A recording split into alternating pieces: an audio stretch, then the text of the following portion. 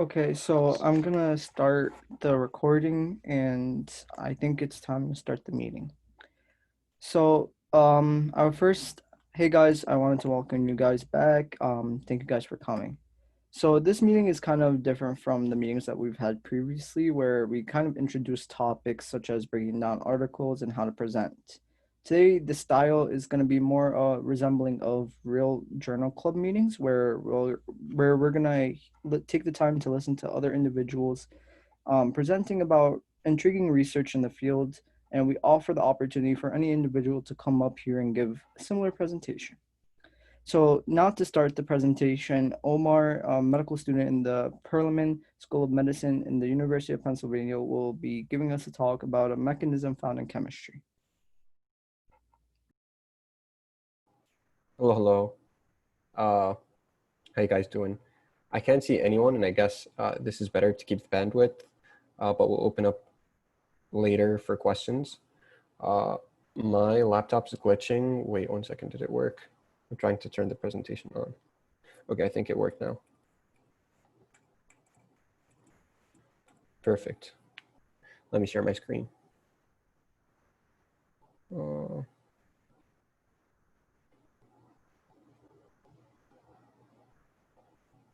Okay. Can everyone see my screen?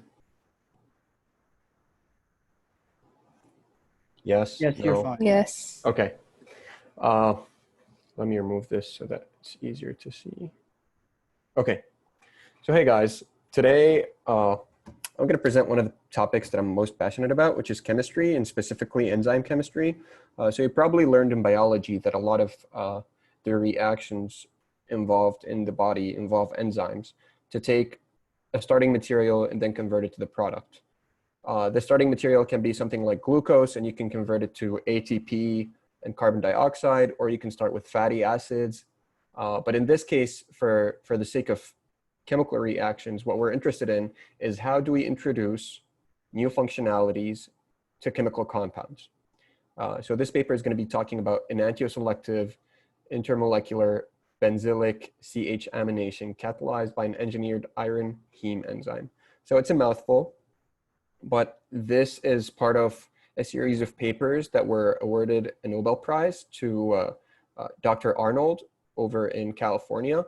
And there are a lot of words that you probably don't know what they mean. If you didn't take Orgo, you're probably not going to know what enantioselective is, so we're going to disregard this part for now. Intermolecular means it's happening between two molecules.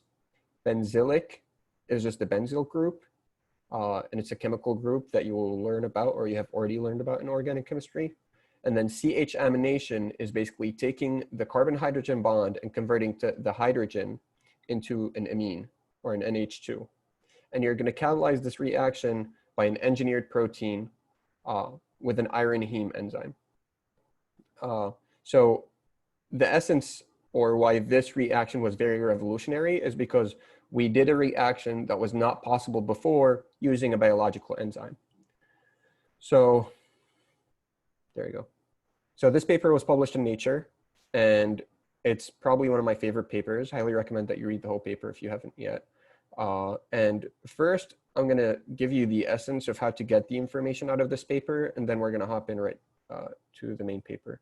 So this is the first page in the paper, and you might see it differently because this is a PDF version, which is what you should be reading instead of the electronic version, where you don't have two columns and there's not really structure for the whole paper. So try to get the PDF version of the paper, which you can get through Rutgers libraries, and I can let you know how you do this if you need any help doing it.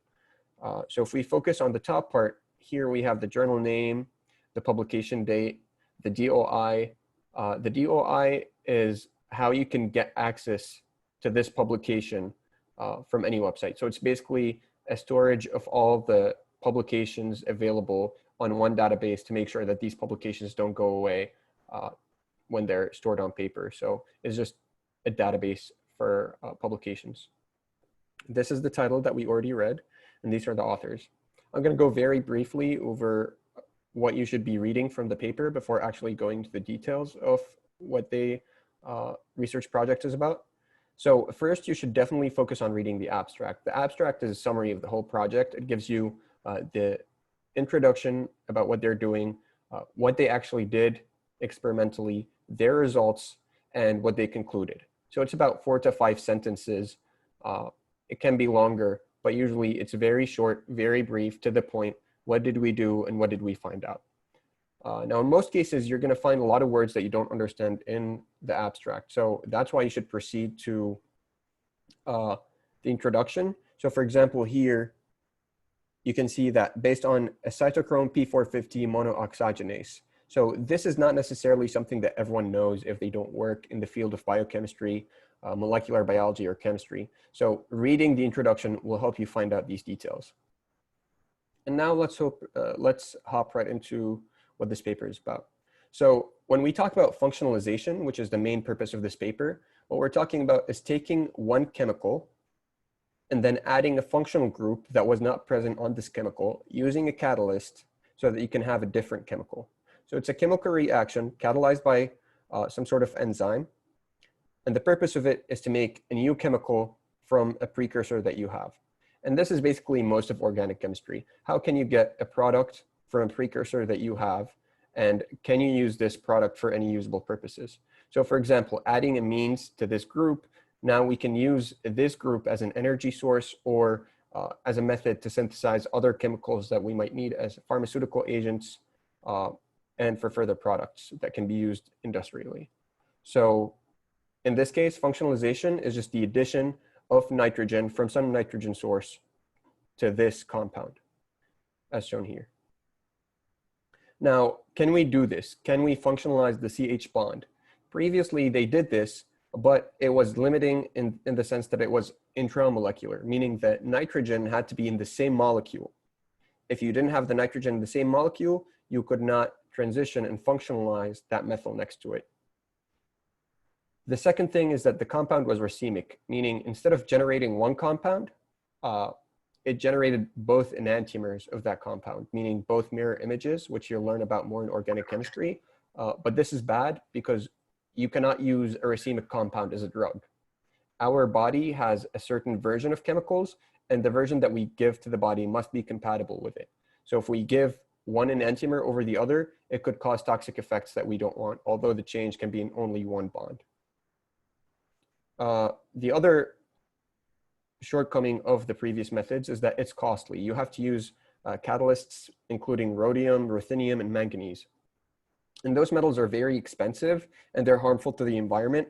So these two factors make it really hard to aminate a group or add an amino group to an existing methyl group.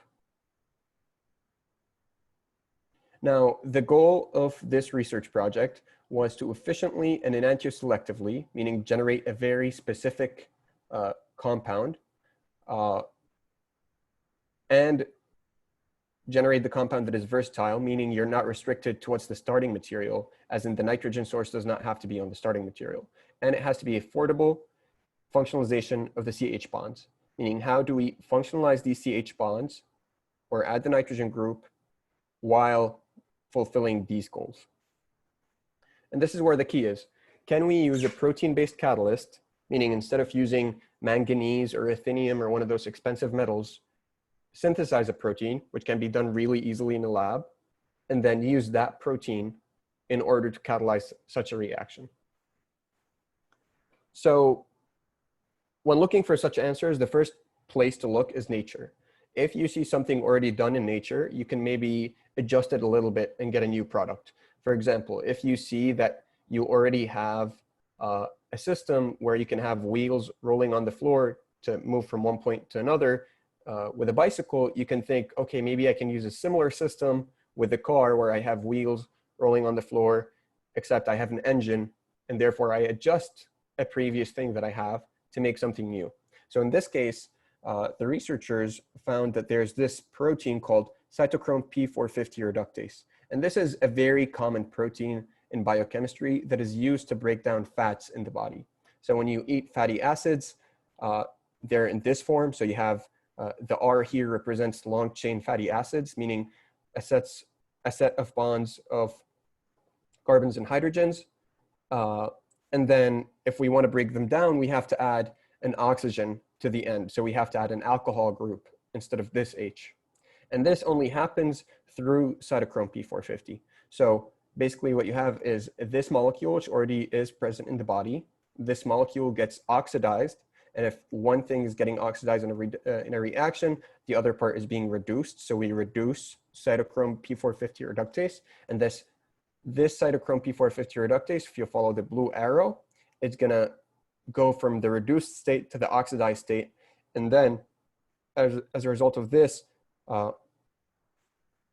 in turn, oxidize, or wait, I got it confused. Instead, reduce, wait, 1 second. We're adding oxygen, so we're oxidizing this part. Oxidize the fatty acids. Does this make sense? Hopefully it does. So now we move on. This is the protein. You can see that it's made out of a lot of amino acids. Those are sulfur groups. And you have other chemicals that are used within this protein to catalyze this reaction that we were talking about. This is only one monomer of the protein. So this protein complex is made out of 4 units of these. And if you see, there's this heme group here, or a porphyrin ring.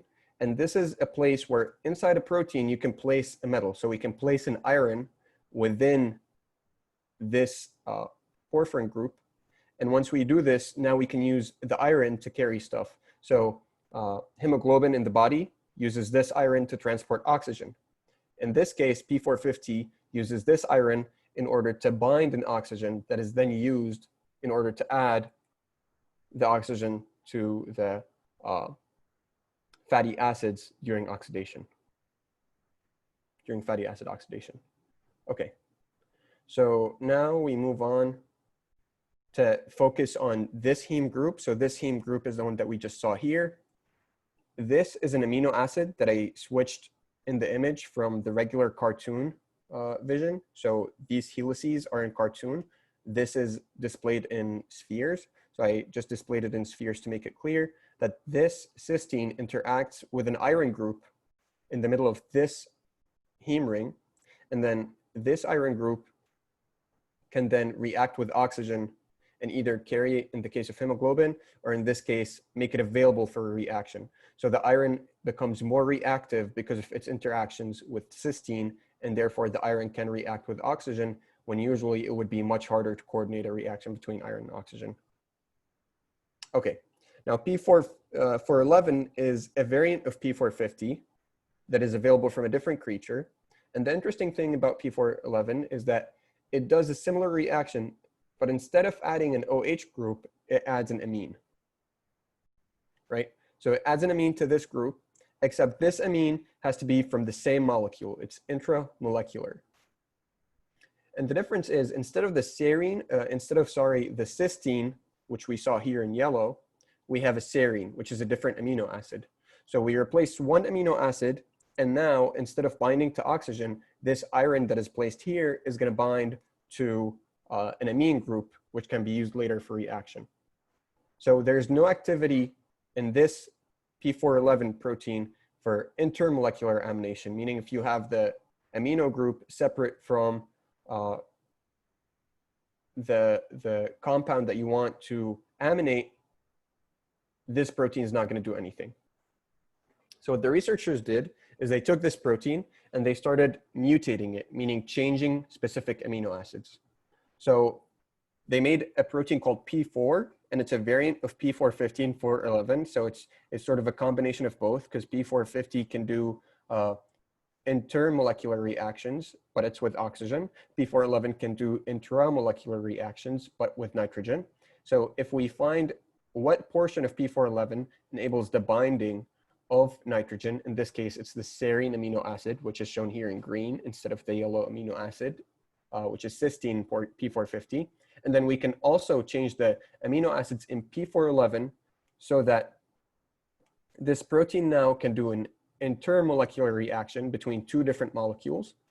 Then we can do the reaction that we aim for, and we can functionalize the CH bonds so that we can make more complicated molecules that can be used as drug targets or as replacements for previous chemicals that we couldn't synthesize.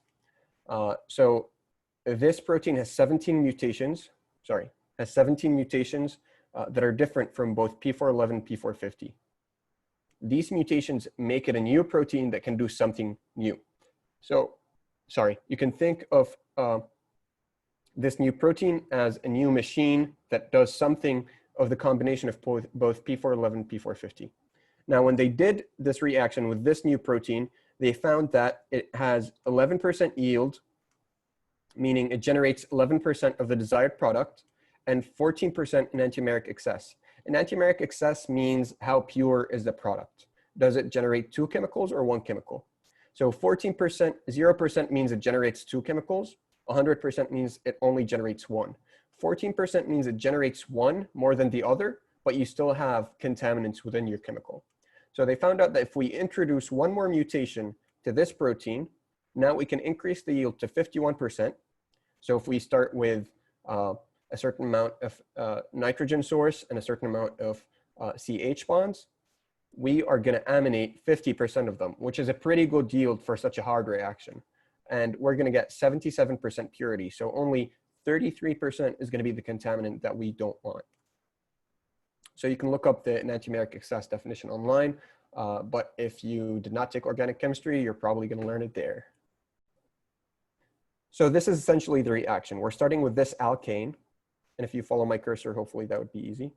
So we're starting with this alkane, and what we want to do is we want to add a nitrogen instead of this CH bond. So here we have a CH bond. Okay, so what we do is we take this protein. So this is the heme ring, the red thing that was shown earlier on the protein. And this is the nitrogen group. So this N is the N group that we add. This is the nitrogen source. And it's added over here. So we take our original protein with the heme group and notice that the amino acid is serine. And then we react it with our nitrogen source. And what do we get out? We get out this heme that is now tethered or bound to the nitrogen group. And now this tethered nitrogen can react with our initial molecule and form the product. So this is a cycle here. We're doing this reaction, and then this reacts with the alkane to form the benzylic amine.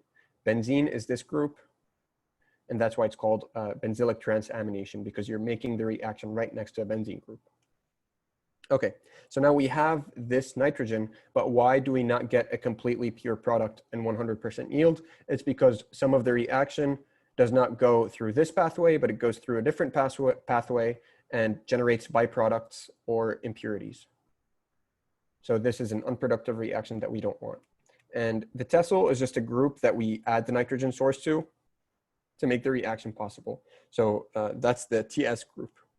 But those are irrelevant details. The main takeaway from this slide is they made it possible to get an external nitrogen source and a molecule with a CH bond next to a benzene and add the nitrogen group to this molecule. So this, you can think of it as a drug, except we can synthesize this drug. Now with this new protein, we can synthesize a drug.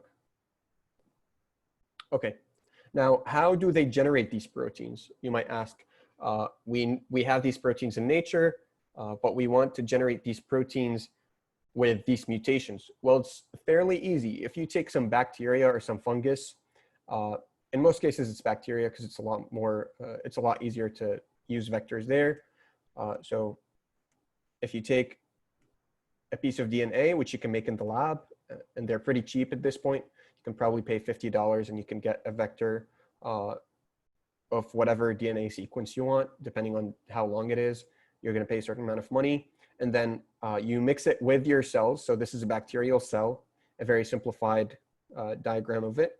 And then the DNA is going to be taken up by the bacteria, and the bacteria is going to think that this is part of its DNA. It's either going to incorporate this DNA into its main DNA, or it's going to make out of it a small circular DNA that can be used to make this protein. So now after you generate this, now you have cells that are making the protein for you. So basically you made a factory for this protein that you want. And since you can make any sort of DNA that you desire, you can make any protein that you desire as long as it doesn't need any help folding by any additional mechanisms.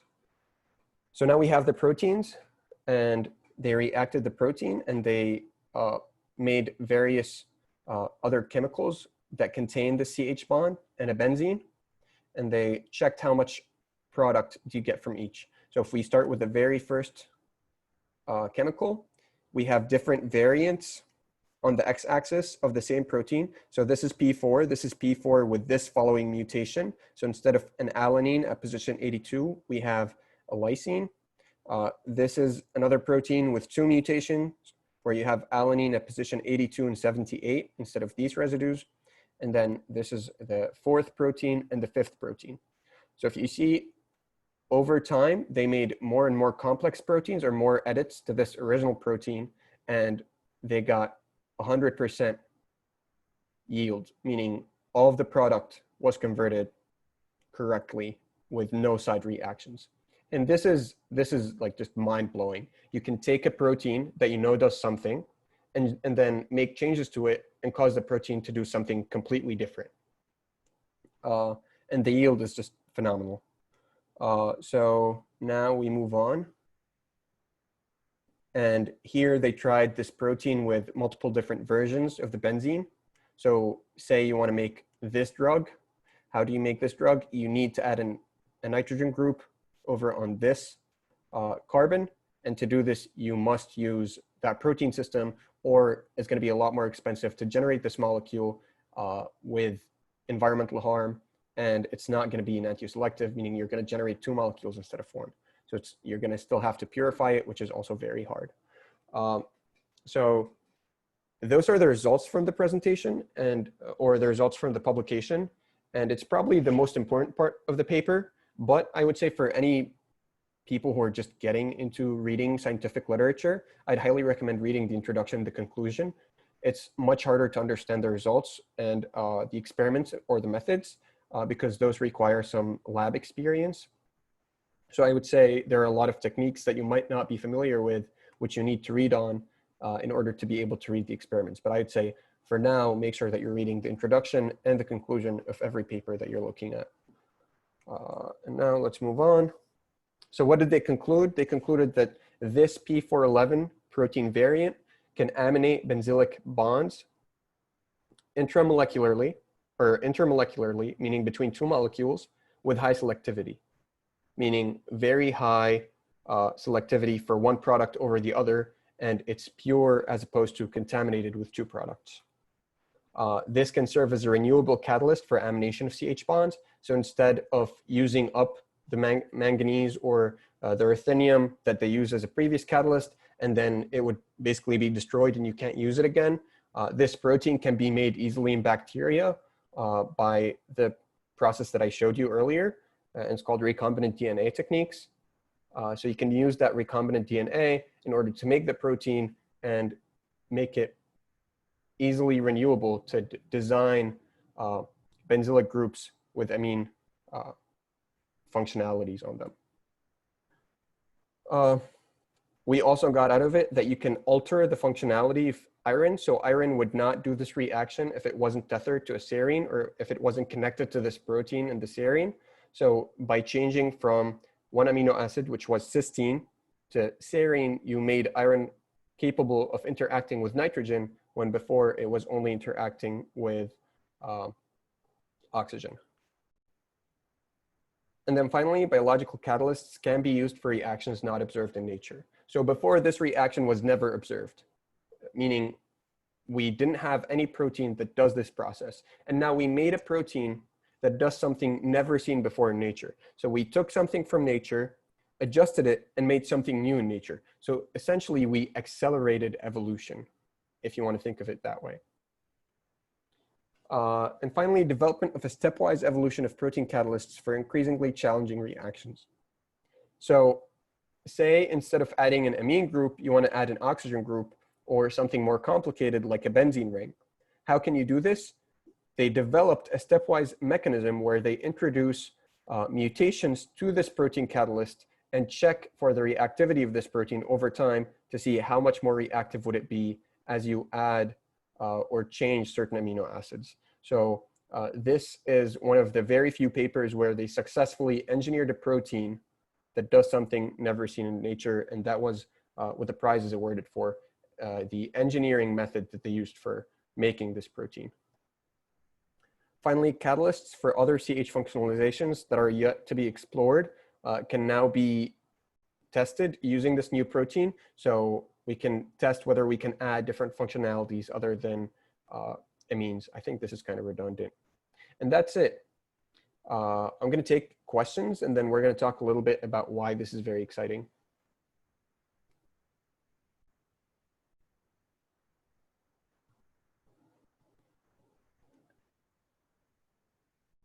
Should I stop sharing? Hello?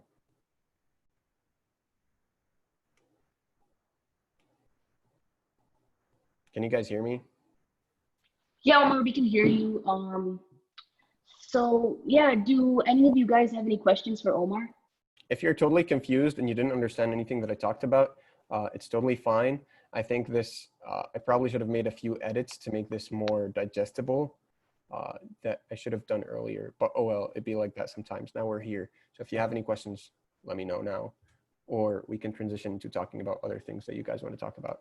We still got like 30 minutes.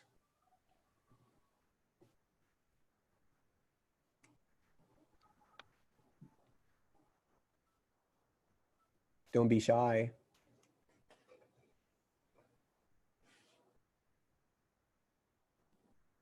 Okay. So since no one is asking questions, if you have questions, interrupt me. But here's what's really cool about proteins, okay? Think if you walk into a kitchen and you didn't know which one's the oven and which one's the fridge, all right? So you want to cool your food so you can place your food in the oven or you can place it in the fridge. Now you don't know which one heats the food and which one cools the food. So you have these machines that are complicated and do what you want to do, except you don't know how to use them. This is essentially proteins. You have very small machines that can do a lot of things, and you don't know how to use any of them. So some of these proteins can be used as electron transport chains, meaning you can make circuits out of very small structures. So instead of using a chip or a camera that is as large as the camera on your iPhone, you can make much smaller chips out of proteins and now use them inside phones. So I think that's the very future that I'm looking forward to, the point where you can make any protein you desire based on a single program. And then you can use this protein to make really cool things like circuits out of proteins, or you can make proteins that target specific tissue by interacting well with other proteins that are in that tissue. So you can essentially cure cancer in that method and target any specific cell in the body. So I think that's the future. I think that's the next big break. It's going to be like understanding proteins really well. But if you didn't understand anything that I talked about, oh well, we can talk individually, and then I can tell you with more details how this works. And also, if you want to just ask me about medical school and like anything, then you can ask too. I'll also throw my email in here. I got a question. So for like, now there's like T-cell engineering and things like that, and how they're really, there's also a focus on that in targeting certain, like cell clumps and things like that when it comes to targeting tumors and things like that. Like I just said, Yeah. like you could use this for, fighting cancer and things like that. So do you think like this area would like take over it, or do you think that it would like the research in this area will work in conjunction with that sort of technology as well? Okay, so the thing that you're talking about is the immune system already recognizes things that are not in the immune system and then makes proteins that essentially can target this foreign body. So for example, if you have bacteria in your body, bacteria have a certain kind of protein on their surface, and T cells can recognize this protein, or I'm not sure if it's T cells or B cells. I'm learning about this now, but I didn't finish studying the lecture, so maybe I'll tell you next time. But one of these cells recognize the antibodies on the bacteria and then go to the rest of the immune system and tell the immune system, hey, other cells, there's this protein that we should attack. Make a protein that binds to this protein and go attack every cell that you can bind to. So now you have these immune cells that have a protein on their surface that binds only to the bacterial protein. And every time they bind to that bacterial protein, they kill that cell. That's the basis of T-cell therapy. cancerous cells might present different proteins on their surface that are not on normal cells. And if you can make T cells that recognize cancer cells, then you can essentially have the body fight off cancer on its own. Now, this is not yet possible, although I think there are some T cell based therapies that are already out there. The difference is you don't know how the T cell makes the protein. You don't know how the T cell makes an antibody that is compatible with the antigen presented on bacteria. With this method, instead of having T cells create something compatible with a protein that already exists, you can start thinking about making proteins that do things that you want, not necessarily just recognizing other proteins, but making protein systems that can transport electrons, making protein systems that can receive light and then convert this light into, say, benzene or other compounds that you can use as a fuel source. So I think that's where the main interest with protein engineering is. It's not necessarily just fighting off other cells in the body, but it's more broad in the sense that can we use things like light and electricity and harbor them within proteins to cause reactions that we can then use the products of these reactions for other things in nature. But yeah, does that make sense? Yeah, that makes sense. Thanks for answering that question. Of course. Is this Nazir? Yeah, it is. Nazir. What's up? Oh, congrats on med school. Thanks. Yeah, good luck. Thank you. Thank you. You'll be fine. But You can turn on cameras if you want. We can talk about something else. Otherwise, I'll dip. Omar, I have another question. It's not really Yeah. related to your presentation, but most of the people who are in this meeting right now, we're taking Orgo. So I was wondering if you have any tips on how to study for it, because you took a lot of chemistry classes at Rutgers. Mm-hmm. So organic chemistry is really nice because it's fun and you learn things that you didn't learn before, and it's not necessarily memorization. It's things like what I just showed. You have a problem, you want to make a certain compound and no one has made it before. How do you make it? Biology is more of, you know, things happen in the body. I want to study these things that I know happen, rather than can I make this product that I don't know can be made yet. So I think the best way to study organic chemistry, it's much better now since it's coordinated by Professor Williams. But I'd say focus on solving problems and understanding the concepts over memorizing what you have to memorize. So for example, you have to memorize, you know, that a reaction between A and B produces C. But instead of memorizing that A plus B equals C, understand how the electrons flow from one molecule to another to form this product. And I think reading the textbooks is helpful, except you need to have time for that. And since you're not using the buses, maybe you should read the textbook. Yeah, I think organic chemistry is fun. Don't let anyone tell you that it's hard and difficult and annoying. It is challenging, but that doesn't mean that it shouldn't be fun. So take it and enjoy it, and don't think that, oh, I just want to get out of this class, get an A, and then get admitted into medical school. See whatever fun you can make out of organic chemistry and enjoy it, and then it'll be a lot easier to study. It's like eggplants. I used to really hate eggplants, but then I'm like, you know, if everyone else eats eggplants, there must be something really good in eggplants. So I tried it, and then I just, you know, found something that's really tasty in eggplants. Do the same thing with organic chemistry. If some people do organic chemistry, like professors and chemists, then there should be something fun about it. Find that fun thing to yourself and then just keep doing it. Oh, wait, here's my email. If you want to email me asking questions, then you can do that. And it doesn't have to be about this paper. I might take like at most a week to respond because I'm getting a lot of emails these days. Thank you, Omar. Of course. So yeah, do you guys have any more questions or Wait, someone just joined. Oh, iPhone. I have a question. How is your Hi. Did you start med school already? Like, did they Yeah, start? it's the third week. How's your experience as a med school, as the new med school student, been so far? It's been, it's a lot of work. A week here is like 4 weeks in undergrad with 20 credits in terms of how much material we cover. Like we took my whole biochemistry course, or like 2 month worth of biochemistry in 2 weeks. So I guess it's really easy to fall through the cracks if you procrastinate, which I do a lot. So you should definitely not do that. And I think it's good preparation to just take a lot of science courses in undergrad and do well in them, because that will show medical schools that you can do it in medical school. Except don't do this if you're doing bad. Like if you're getting a 2.9 or something, then don't take 20 credits. I think that's reasonable. But if you're doing well, then maybe challenge yourself and add another course and take like the harder biochemistry instead of the easier one.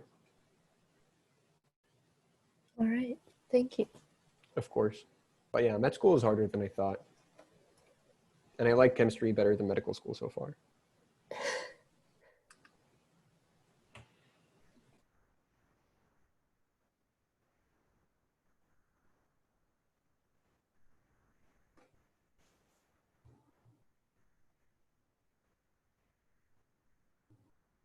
Okay.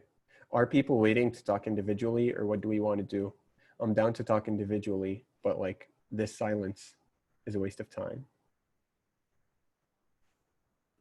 If you guys want to maybe comment down below if you have any questions, if you're not really comfortable talking out loud, that's You fine can just too. direct message me. Right. It also works.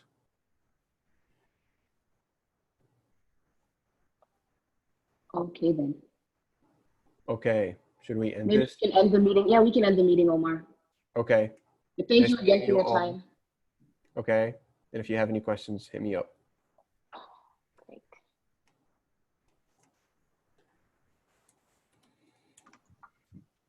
All right, awesome. Thank you. Of Thank course. you. Thank you. No problem.